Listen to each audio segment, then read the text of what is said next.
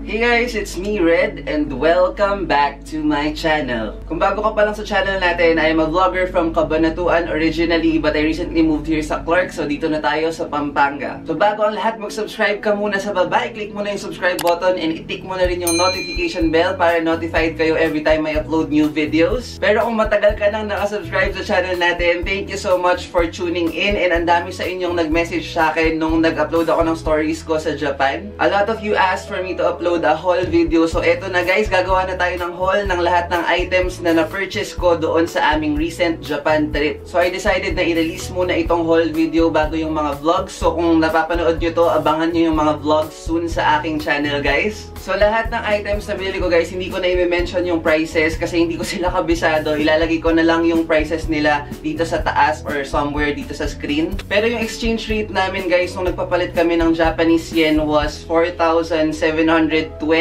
pesos per lapad. And one lapad is 10,000 yen. So parang 4,720 pesos is equivalent to 10,000 yen. And just a quick disclaimer lang pala guys, kagaya na like ko minimension, I'm not in any way bragging. Ang dami lang talaga nagre-request and I just know some of you really like watching haul videos, kaya gumagawa ako ng ganitong klaseng videos. But anyway, if you're not one of them and if you find videos like this cringy, then feel free to go out of this video. Thank you so much for watching. And kung may naririnig pala kayo na background noise guys, I'm sorry, meron kasi nagagawa ng bahay sa kabila, so ayun. Anyway, let's cut the intro short and let's move on to the haul.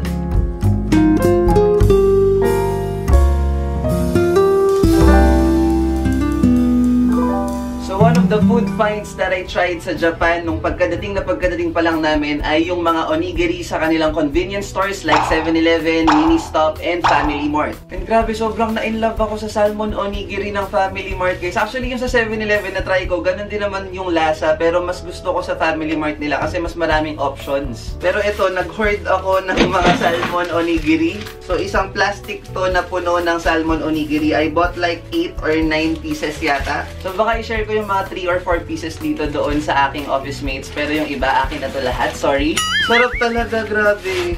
So, unahin na muna natin ang lahat ng mga pampasalubong na nabili natin. Actually, pinagsama-sama ko sila dito sa Adidas ko na duffel bag. So, ayan, we have the famous Ichiran Ramen. Grabe, bumili ako ng isang pack na ganito. Nakalimutan ko magkano, pero medyo mahal siya, guys. Sabi nung friend ko si Meg, hindi lang daw to parang instant talaga. As in, parang meron siyang meat na something sa loob. Sobrang kalasa daw siya nung legit na Ichiran. Pero ayan, galing din to sa Ichiran mismo. Siyempre, hindi mawawala ang KitKat. Meron tayo dito mga matcha na KitKat. Di ko alam bakit magkaiba ng kulay. Merong dark green, merong light green. Ayan, meron tayong 4 na matcha na KitKat. Yung isa dark, yung isa ay normal na matcha. So, more KitKat. Meron tayong 3 pack dito ng regular KitKats and then 2 dark. Actually, 3 pala yung dark. And yung 2 na to medyo unusual flavors. Yung isa ay raspberry flavor, tapos yung isa almonds and cherries. So, more chocolates. Meron tayo dito Meiji. Meiji is one brand na sikat din sa Japan. Actually, nakita namin din yung factory ng Meiji. Nadaanan namin siya going to Kyoto. Hala, bumili pala ako ng ganito. This is the Sakura Japanese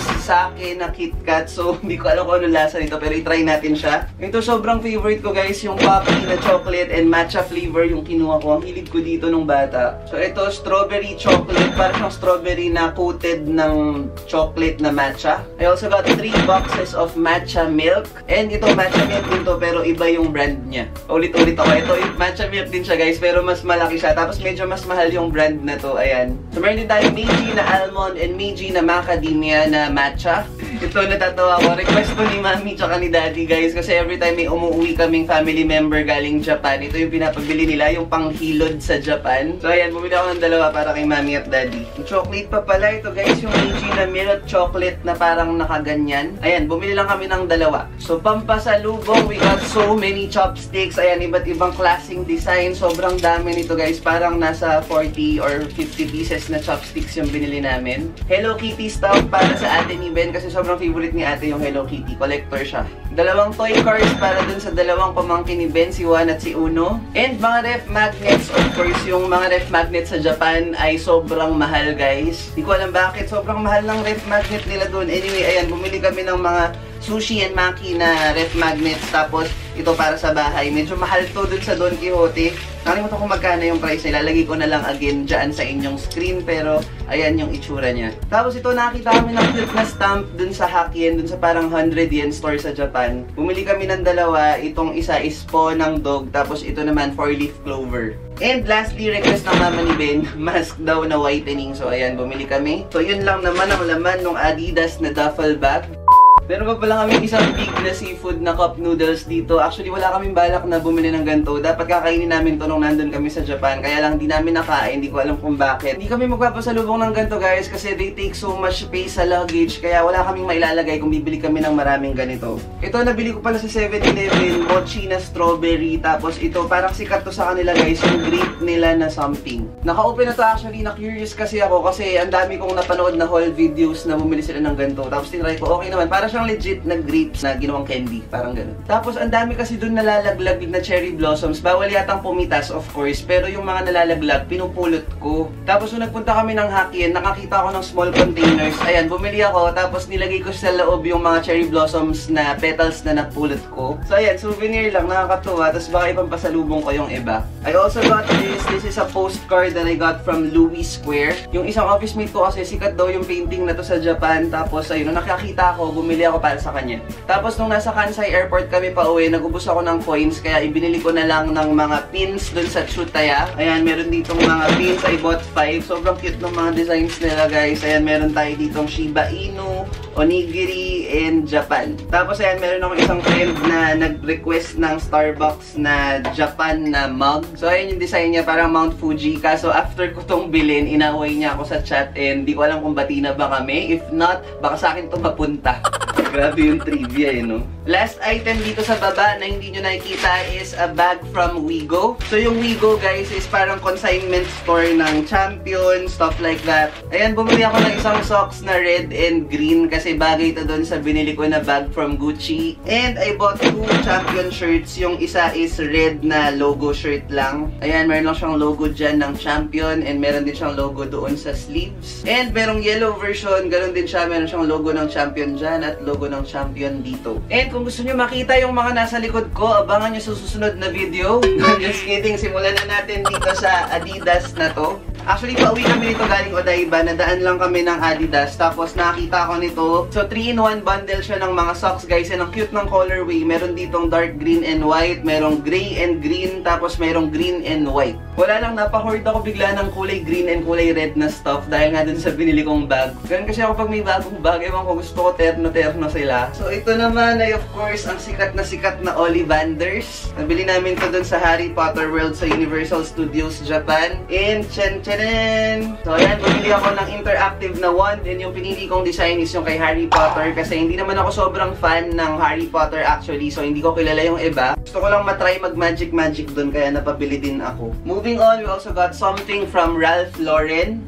I just got me a green cap. Sabi sa inyo, nag-hoard ako ng mga green stuff eh. Ayan lang siya kapag suot guys. Sobrang simple lang. Ralph Lauren logo lang siya dito. Tapos wala, sobrang simple niya. Gusto ko sana original talaga yung yellow kung nanonood kayo ng stories ko sa Instagram. Kung hindi nyo pa ako pina-follow sa Instagram, i-follow nyo muna ako. That's at Red Diaz. Nagtatanong ako ng question sa inyo doon ng mga poll kung ano yung mas gusto nyong kuhanin ko. Gusto ko talaga yung yellow kaso hindi siya bagay doon sa bag na binili ko. Pero ayun, I just opted for this green one. Maganda rin siya kasi nakakaputi yung dark green. So that is that. Meron pa tayong isang cup dito which is from Tommy Hilfiger naman. Nagaya nga ng sabi ko, nag-hoard ako ng red and green and ayan, red naman yung binili kong cap from Tommy. Dapat ang kukunin ko din yung classic nila na white cap pero ayan, mas gusto ko tong red. Para medyo kakaiba naman, ang dami na kasi nung merong white na cap nila. Kumukonti ang mga paper bags natin dito. Sunod na natin, sige, itong si Coach. Yung item na to guys, wala akong planong bilhin. Nagpunta lang kami ng Gotemba Premium Outlets and grabe yung deals. Grabe kung pupunta kayo ng Japan, make sure to visit one of their outlet stores. Yung sa Gotemba kami pumunta kasi yun yung pinakamalapit yata if I'm not mistaken. Tapos grabe yung deals, especially sa Coach at saka sa Michael Kors. Kasi halos lahat ng items nila doon ay 50% off. Yung iba naka 70 off pa nga. Tapos on top of that, bibigyan pa nila kayo ng coupon discount. So parang 30% and 35% yung coupon na yon. So ayun, di ko talaga alam kung ano bibilin ko doon. Kasi kapag nandun kayo sa premium outlets guys, parang gusto nyong bilhin lahat. So after a few hours of contemplating, ito na lang yung binili ko. I opted for this Coach na shoes. This is what they call Tech R&R in SIG or SIG. I'm not sure kung anong tawag talaga dito. Pero ayan siya guys. So I opted for their classic black piece kasi sobrang ganda lang yung tingnan. Ang classic talaga. Tapos meron siyang tatlong materials aside dun sa sole na of course rubber, meron siyang leather and meron siyang mesh tsaka suede. Ang bango, may leather.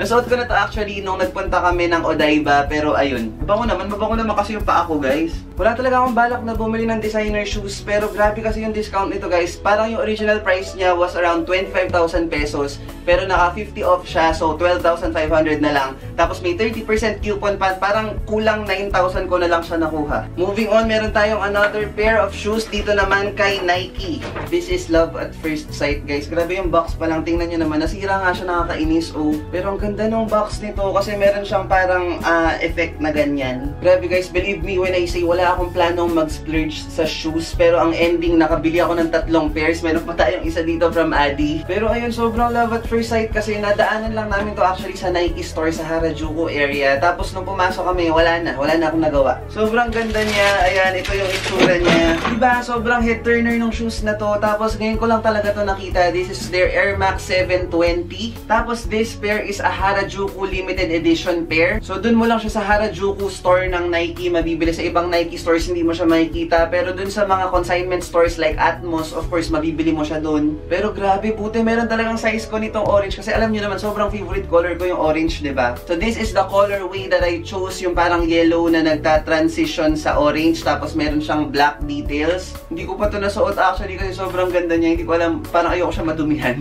Tatagtarin ko na lang to ng Crepe Protect. Anyway, meron siyang kasama na orange na shoelace. Medyo nakakainis lang dito guys. Nung nag-iikot nga kami doon sa may Tokyo area, sa Shinjuku area, nakita ko ng ganito na Air 720. Pero hindi yung kulay na to. Wala nung gantong kulay. Mas rare yata yung color na to. Pero ayun, nakita ko ng Air 720. Tapos mas mura siya ng 1,500 yen. Mas mura siya ng around 750 pesos sa Atmos. Bakit sila ganun? Kung kailan nakabili ka na, tsaka sila magpapakita sa ibang stores, tas mas mura. Anong problema nyo?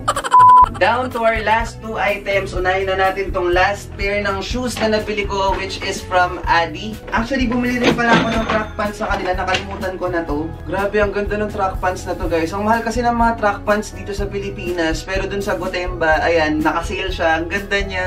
Meron siya ditong Adi na logo. Actually, meron nga ditong blue na version. Pero ito na lang black yung binili ko kasi wala na kaming pera. Ayan, nasuot ko na to actually dun sa Japan trip. So, abangan nyo yung mga outfits natin dun sa Japan. And of course, yung shoes. Sabihin nyo sa akin, puro ko love at first sight, paulit-ulit. Pero totoo love at first sight na naman to nung nakita ko dun sa Gotemba na Adidas. This is the Pharrell Williams Solar HUNMD. Kung pina-follow nyo ako sa Instagram, nakita nyo na to dahil isa to sa mga pinol ko. Ayan siya guys. Grabe. I opted for the black version. Marami tong colorway. Meron yung sky blue na gustuhan ko rin. May yellow siya na details. Pero I opted for the black pair kasi nowadays, mas gusto ko na yung wardrobe ko ilimit lang sa mga medyo colors na classic like black, white, red. Huwag makalimit sa colors pero bumili ng green, red, tsaka ng yellow na damit kanina no? Hindi ko rin alam pinagsasabi ko guys, pero ayan, I opted for this over the sky blue and yellow one. Hindi ko rin alam kung bakit, pero ito yung napili ko. Ang ganda kasi ng kulay niya, tapos may orange pa, favorite color ko yan. Tapos pag tinignan mo yung details niya, grabe, sobrang solid, sobrang ganda. Actually, nasuot ko na rin to nung nagpunta kami ng Universal Studios Japan, so abangan nyo yung mga vlogs natin again dito sa ating channel. Susunod ko na yon after this video. So,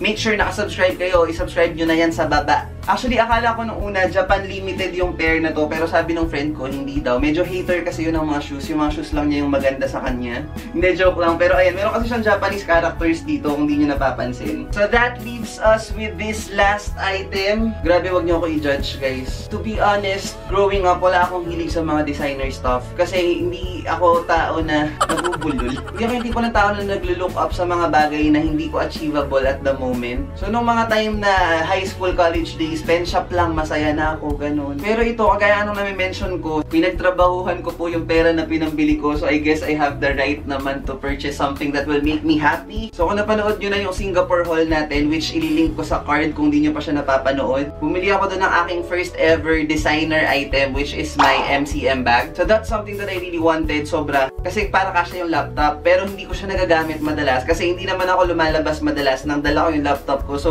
ang nangyayari, nagagamit ko lang siya during travels. Sobrang rare ko lang magamit yung bag na yun. Tapos sabi ko sa sarili ko, I really wanted something na magagamit ko regularly. Alam mo yung kapag magmumall ka lang, ganyan. Inuna ko kasi yung haul pero kung mapapanood nyo yung vlogs, makikita nyo yung explanation ko bakit ito yung napili ko. So, ayan, I got me a fanny pack from Gucci. So, meron siyang dust bag, of course. Hindi ko na kinuha yung box kasi akala ko hindi ko na ma-store yun sa luggage. Pero, sana pala kinuha ko, sayang din, no? So, eto na siya, guys. OMG, kinikilig pa rin ako. So, this is the bag that I chose. Again, this is a fanny pack from Gucci. Kung di ako nagkakamali, yung tawag nila dito is the Gucci Courier GG Supreme Belt Bag. Grabe, ang haba ng pangalan niya. Pero ayan, you can wear it this way and pwede mo rin siyang isuot as a belt bag talaga kasi belt bag naman talaga siya. Meron lang siyang dalawang compartments. Yung ito, yung nauuna, nandyan yung mga kasama, which is yung receipt. Of course, meron ditong parang care card and yung parang authenticity card. So, nandyan siya. And of course, yung big compartment. And actually, kaya ko to napili kasi kahit maliit na bag siya, marami ka pa rin mailalaman sa kanya. Spacious pa din siya. Alam niyo ba, una ko to nakita sa Gucci website tapos hindi ko in-expect na makikita ko siya dun sa Gucci sa Japan. So, this is from their pre-fall 2018 collection. Sabi dito, a collection of bags in the GG motif is enriched with a blend of contemporary embroideries like the UFO and vintage-inspired details from the archive. The process ensures that no two items will be alike, giving each a one-of-a-kind appearance. Nakakatuwa lang, parang sobrang special ito for me kasi ang tagal ko din ni-look forward na ma-purchase to talaga. So, ayan yung itsura niya, guys, kapag ka nakatayo kayo. Pwede nyo siyang isuot ng ganyan. And pwede nyo din siyang gawing belt bag nga. Ayan, lalagay mo lang siya dito. Hala mo, di ko na nakalimutan. Buti napansin ko, nabili ko rin yung bagong phone case ko na yan dun sa Dotonbori area sa Osaka. Sobrang cute niya. Mga iba-ibang klase ng French Bulldogs, iba-iba yung coat, tapos ginawa silang parang sushi and maki. So ayan, dito na nagtatapos ang ating Japan 2019 haul video. I hope na-enjoy nyo tong video na to, and kung may questions kayo, guys, comment nyo lang sila down below and itatry kong sagutin lahat yan for you. Huwag nyo kalimutang i-like yung video na to, i-click nyo na i-like button sa baba at i-share nyo na rin sa friends nyo para mas marami ang makanood sa atin, guys. Again, kung hindi ka pa nakasubscribe, mag-subscribe ka na sa baba at i-tick mo na yung notification bell para notified ka every time meron tayong new content. And like what I mentioned kanina, guys, abangan nyo yung mga vlogs natin. Sobrang dami kong vlogs from Japan and i-upload ko sila after this video. Ang dami kong tips na shinare doon. So para sa inyo na mga nagpaplano na mag-Japan, make sure mapanood nyo yun, guys, kasi sobrang dami nating tips na ma-share sa inyo doon. Kung meron pala kayong mga Japan-related questions, i-comment nyo yan sa baba dahil sasagutin ko lahat yan. Baka gumawa ako ng mukbang video na sasagutin ko lahat ng questions nyo. Nakakainis, lagi akong nakakalimutan. Bumili din pala ako ng extra battery natin for the G7X Mark II doon sa Akihabara area sa Yodobashi camera. Thank you so much, guys. Hinabol ko lang. So ayun, thank you so much for watching this video and I hope to see you on the next one. Bye, guys!